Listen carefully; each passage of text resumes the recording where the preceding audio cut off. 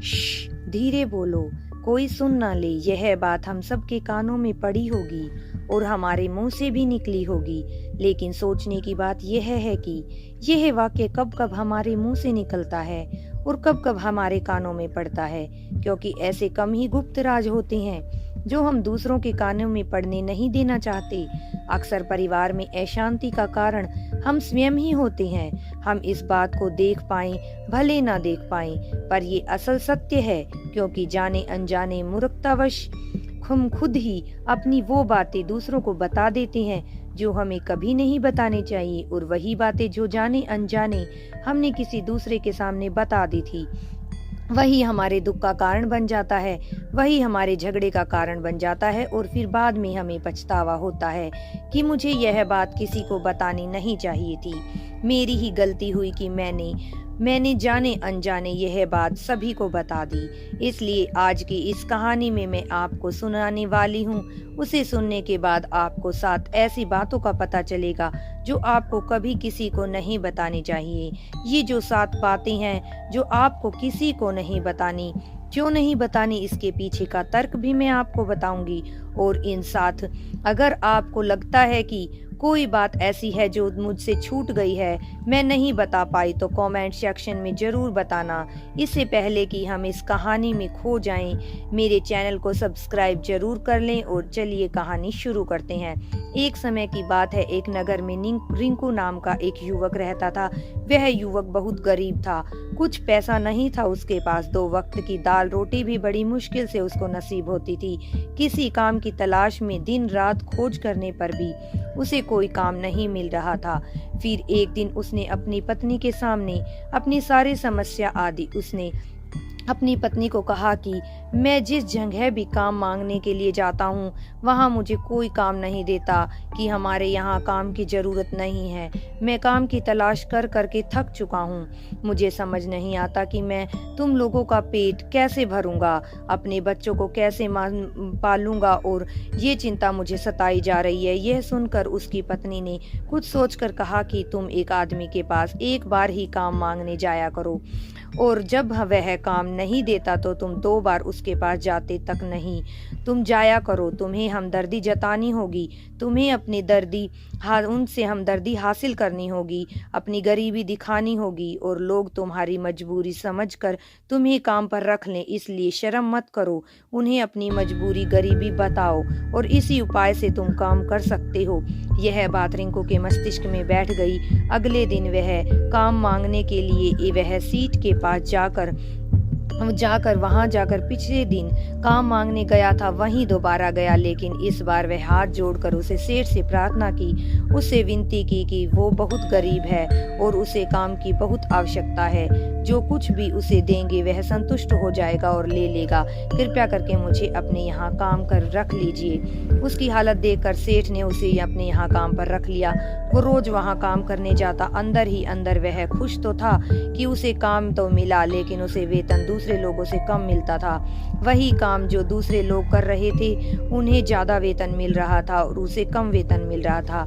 वह इस बारे में उससे अपने सेठ से कहा तो सेठ ने कहा कि देखो भाई, तुम्हें काम की जरूरत थी, मैंने तुम्हें काम दिया, मेरा धन्यवाद करने की बजाय तुम मुझसे शिकायत कर रहे हो। यह कैसी बाल तुम्हारी सेहत है। यह सुनकर रिंकू वहीं पर चुप हो गया।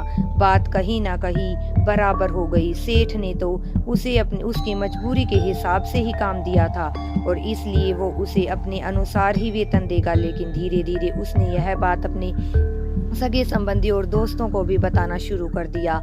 उसका सेठ कैसा आदमी है और उसे कितना वेतन देता है। समय बीता रहा और रिंकू पूरी लगन के साथ काम करता रहा।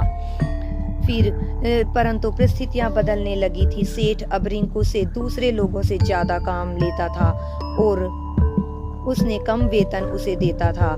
यह बात रिंकू के मन में बहुत खलती थी। वह दूसरों से ज्यादा मेहनत कर रहा है और उसे कम वेतन मिल रहा है। उसके आत्मसम्मान को बहुत गहरी चोट पहुंची। वह अब धीरे धीरे उसका मन अपने काम में हटने लगा।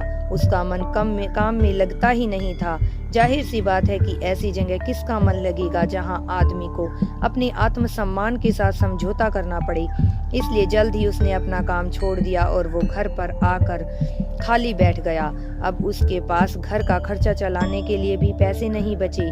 इसलिए उसने अपने सगे संबंधियों और अपने दोस्तों से सहायता मांगनी शुरू की, लेकिन उसके दोस्त उसके सामने तो उसे दया का पत्र समझते थे, लेकिन दिलासा दे देते और पीछे से उसका मजाक उड़ाते।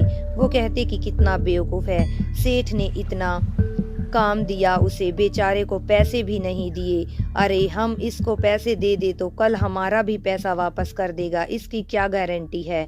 ऐसी हालत है हमारा पैसा भी डूब जाएगा। इसी वजह से रिंकू की हालत दिन प्रतिदिन बिगड़ती चली गई और अब वो दिन रात तनाव में रहने लगा।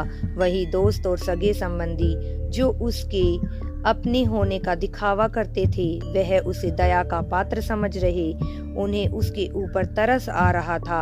सब लोग आकर उसे ज्ञान तो बहुत देते, लेकिन कोई सहायता नहीं करता था। और अक्सर ऐसा ही होता, ज्ञान देने वाले तो बहुत मिल जाते हैं, लेकिन मदद करने वाले, उंगली पकड़कर हाथ पकड़कर आगे चलाने वाले कितने लोग मिलते हैं। उसे पता चला कि पड़ोस के गांव में एक बहुत भिक्षु आया हुआ है।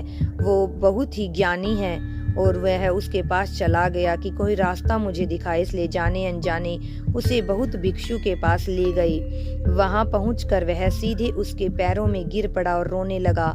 वो रोते रोते उसे अपनी परिस्थिति बताता है। उसे बताता है कि किस तरह उसके सेठ ने उसका फायदा उठाया और उसे सगे संबंधी उसकी परिस्थिति और उसके साथ कैसा व्यवहार करते हैं। सारी बातें सुनकर बुद्ध भिक्षु ने चुप करते हुए कहा कि तुम सारी समस्याएं तुम्हारी बुद्धिहीनता, तुम्हारी मूर्खता के कारण उत्पन्न हुई हैं। अगर तुम्हारे अंदर विवेक होता तो इनमें से एक भी समस्या तुम्हारे मस्तिष्क को नहीं छू पाती, लेकिन तुमने अपनी अव्यय के कारण, अपनी मूर्खता के कारण खुद ही अपने रास्ते में कांटे बिछा दिए। आज मैं तुम्हारे साथ बातें बताता हूँ जो भूल कर भी किसी को मत बताना। इन बातों का अनुसरण करते हुए तुम बाहर से मिलने वाले दुखों को तो दूर कर ही सकते हो, और बेवजह दुनिया की वजह से तुम्हारे अंदर पकते हैं जो दुख। पहली बात तो किसी को नहीं बतानी चाहिए, वो है अपनी मजबूरी। अपनी मजबूरी का दिखावा करके दूसरों का दया का पात्र बनकर उनकी सहायता लेने की गलती कभी मत करना। हो सकता है आज वह तुम्हारी मजबूरी देखकर तुम्हारी सहायता करते, लेकिन कल वो तुम्हारा फायदा उठाने से भी पीछे नहीं हटते हैं। अगर फायदा भी नहीं उठाया तो दूसरों के सामने तुम्हारा मजाक बनाने में वो आदमी कभी नहीं चूकेगा। इसलिए कभी भी अपनी मजबूरी मत दिखाओ। अगर घर में दो जरूरी हैं, सूखी रोटी है तो वही खाकर गुजारा करो, लेकिन दूसरों को इसके बारे में भनक तक नहीं लगनी चाहिए। जरा आप खुद सोचो, मजबूरी बताने का क्या प्रयोजन होता है एक इंसान का। या तो वो दूसरों से सहानुभूति हासिल करना चाहता है या उनसे कोई आर्थिक मदद चाहता है। लेकिन अगर दोनों ही परिस्थितियां आप देखें तो दूसरा आदमी आपका फायदा उठाने से नहीं चूकेगा, और अगर वो फायदा नहीं उठाएगा तो अपनी नजर में तो वो आपको मूर्ख ही समझेगा, बेवकूफ समझेगा, और दूसरों के सामने आपका मजाक तो जरूर बनाएगा। इसलिए अपनी मजबूरी के बारे में कभी किसी को मत बताना। दूसरी बात जो किसी को भी नहीं बतानी चाहिए वह है अपनी अतीत की गलतियां और भविष्य की रणनीतियां। जरा सोचो कि अगर हम अपनी अतीत की गलतियां किसी दूसरे को बताते हैं तो उसका क्या प्रभाव होगा। वह गलतियां ठीक तो नहीं कर सकता, जाहिर है, तो उन्हें बताने का क्या प्रयोजन रह जाता है। आप अपने अंधेरे पक्ष को, अधूरे पक्ष को खुद ही अपने पास रखो। अपनी गलतियां दूसरों के सामने बता रहे हो, इससे उसे आदमी की नजर में आपका सम्मान कम हो जाएगा और वो भविष्य में हमेशा आपको उसी नजरिए से देखेगा। इसलिए किसी भी आदमी की नजर में अपना चरित्र गठित मत होने दो, और जरा सोचो कि आप व्यर्थ में ही अपने भविष्य की रणनीतियां दूसरों के सामने रखते हो। जो लोग आपके काम का हिस्सा नहीं हैं, उनके सामने अपने भविष्य की रणनीतियां अपनाने और बताने से क्या फायदा। आपकी सहायता तो नहीं करेंगे, लेकिन आपके भविष्य की रणनीतियों में बड़ा जरूरत नहीं है उनको किसी भी बात को बताने की। आप खुद अपने विवेक का इस्तेमाल करें। आपके साथ भी ऐसा हुआ है तो अपनी रणनीतियां किसी को बताई हों तो वो कामयाब ही ना हुई तो हो जरूरी हुआ होगा।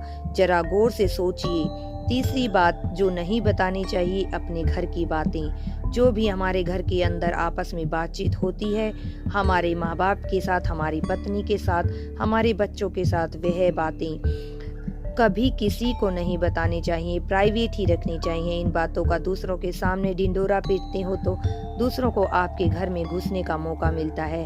वो इसका फायदा उठाने में कभी भी नहीं चूकेंगे। वो आपके परिवार के सदस्यों को आपसे दूर लेकर जाएंगे, कोशिश करेंगे। अक्सर ऐसा होता है, हम नज समाज में देखते हैं कि हम अपने झगड़ों को अपने पड़ोसियों और दूसरे सगे संबंधियों को बता देते हैं, लेकिन इससे आपको कोई सहायता नहीं होगी, बल्कि आपके घर की लड़ाई झगड़ा ज्यादा बढ़ जाएगा। जाहिर है वो बढ़ेंगे। अगर आप माँ बाप की बात दूसरों को बताएंगे तो आपके माँ बाप को बुरा लगेगा कि हमारा बेटा हमसे बताए बगैर दूसरों को यह बातें बता रहा है। इसलिए अपने घर की बातें और अपने घर की लड़ाई झगड़ा किसी के सामने मत बताना। अगली बात तो मैं आपको बताने जा रहा हूँ जो कि किसी को नहीं बतानी चाहिए। वो सुनने पर अजीब लग सकती है, लेकिन उसका सत्य भी यही है। तर्क है माध्यम से बता दूंगा। मैं कहता हूँ कि मत बताना। अब अपनी आमदनी ना बताने के पीछे क्या प्रयोजन हो सकता है, जरा सोचिए। अपने दोस्तों को बता देते हैं, अपने रिश्तेदारों को बता देते हैं, उनसे क्या जरूरत पड़ेगी। तो सिर्फ उनको पता है अगर आपकी आमदनी ज्यादा अच्छी है तो आप ही उनकी मदद कर सकते हैं, और इसलिए ज्यादा लोग आपसे सहायता मांगेंगे। और जब आप उनकी सहायता नहीं करेंगे तो वो सोचेंगे कि इस आदमी के पास पैसे हैं, मेरी सहायता कर सकता है, लेकिन यह मेरी सहायता नहीं कर रहा है। इसलिए अपनी आमदनी अपने दोस्तों, अपने रिश्तेदारों के बीच ना बताएं। दोस्तों से हमारा झगड़ा हो सकता है। कम आमदनी होगी तो लोग मजाक उड़ाएंगे और ज्यादा होगी तो सहायता मांगेंगे। तो अपनी आमदनी बताने का कोई प्रयोजन नहीं है। अगली बात जो मैं आपको बताने वाली हूँ, किसी से लेना और किसी को यह बात मत बताना। अपनी कमजोरी और अपनी ताकत अक्सर इंसान को पता नहीं होती। कमजोरी या अपनी ताकत क्या है, लेकिन अगर आपको अपनी कमजोरी अपनी ताकत पता है तो पहली बात तो यह है कि बुद्धिमान आदमी। दूसरी बात कि आपको यह बातें किसी से साझा नहीं करनी है, क्योंकि अगर आपकी कमजोरी दूसरों को पता चल गई तो वह आपकी कमजोरी का फायदा उठाएंगे, और की ताकत पता चल गई तो वही ताकत आपकी कमजोरी बन जाएगी, क्योंकि वो ताकत दूसरे आदमी को पता है और वो ताकत की काट भी ढूंढ लेंगे। कमजोरी और अपनी ताकत अपनी पत्नी या अपने पति को नहीं बतानी चाहिए, क्योंकि इसके बाद आपको घर में उनसे हमेशा दब के रहना पड़ेगा। अगली बात जो किसी को नहीं बतानी चाहिए वो है अपने मित्र और अपने शत्रु। आप अपने मित्रों के बारे में अगर दूसरे लोगों को बताएंगे तो वह आपके मित्रों के साथ अपनी घनिष्ठ बनाकर आपको धोखा दिलवा सकते हैं। आपके गहरे मित्रों को आपसे दूर करने का प्रयास कर सकते हैं। अक्सर आम आदमी ऐसा नहीं करता, लेकिन आपके दुश्मन ऐसा करने की कोशिश कर सकते हैं। और दूसरी तरफ आपकी शत्रु का भी किसी के साथ नहीं बताना चाहिए, क्योंकि आज जो आपका मित्र है अगर कल वो आपका दुश्मन हो गया तो वो आपके दुश्मन के साथ मिलकर आपको परास्त कर सकता है, आपको धोखा दे सकता है। इसलिए अपने सबसे अच्छे दोस्तों को भी अपने दुश्मन के बारे में कभी मत बताना। अगली और आखिरी बात कहना चाहती हूँ, जो तुम डन करते हो डन के बारे में मत बताना, नहीं तो डन करना व्यर्थ हो जाएगा, बेकार हो जाएगा। जब आप अपने अंदर हो तो आप यह बता रहे हो कि मैं कितना बड़ा दानी हूँ। कोई भी दान करने से पहले आप किसी को ना बताएं, हमेशा गुप्त दान करें। वही दान फलदायी होता है, वही आपको परमात्मा के पास ले जाता है। दाएं हाथ से दें और बाएं हाथ को पता भी ना चले, ऐसा बोध दान दिया जाना चाहिए। रिंकू को बताई इनमें से संसार के सभी सिद्धांत छुपे हुए। इन बातों का अनुसरण करते हुए आप अपने घर में सुख शांति बना सकते हैं और घर के झगड़े हमेशा के लिए दूर कर सकते हैं। आप इन बातों के बारे में अपने विवेक से भी सोचेंगे तो आपको यह बातें सच मालूम पड़ेंगी। और हमारा कहानी सुनने का मकसद यही होता है कि हमारा विवेक जागृत हो। आप खुद उन बातों के बारे में सोचें जो हमने आपको बताई हैं।